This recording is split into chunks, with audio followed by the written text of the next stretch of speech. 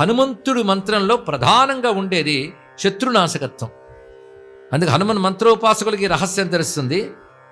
పంచవదనాయ హనుమతే అని చెప్తూ సర్వశత్రు సంహారకాయ నమో నమః అంటారు. హనుమంతుడు ప్రధానంగా శత్రు సంహారకుడు.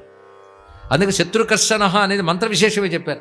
తర్వాత దానితో కార్యసిద్ధి ప్రదాత ఇత్యాదులన్నీ మనం తెలుసుకోవచ్చు. అసలు శత్రువులు అంటే ఏమిటి నిర్వచనం మనం చెప్పుకుంటే, వేదాంత ప్రకారంగా జ్ఞాన ప్రతిబంధకములే శత్రువులు. అంటే జ్ఞానం వల్ల మోక్షం రావాలి, ఆత్మజ్ఞానం వల్ల మోక్షం రావాలి, బ్రహ్మజ్ఞానం వల్ల మోక్షం రావాలి. ఆ బ్రహ్మజ్ఞానం రాకుండా ఏవి అడ్డుకుంటున్నాయో లోపల బయట కూడా అవి జ్ఞాన ప్రతిబంధకాలు. అవి తొలగితేనే శత్రునాశనం. అంతేగాని యోగులు ముముక్షువులే సాధన చేస్తున్న వారికి శత్రువులు అంటే మా పక్కింటి వాడు, ఇంకో వీధిలో ఉన్నవాడు, మాకు ఆపోజిట్ కంపెనీ వాడు అనడు. వాడికి జ్ఞాన ప్రతిబంధకాలు అవిద్యావృత్తులే వాడికి శత్రువులు. కానీ వాడు కానీ సుందరకాండ చదువుకి దేని చదువుతాడు? ఆ జ్ఞాన ప్రతిబంధకాలు పోవాలనుకుంటాడు.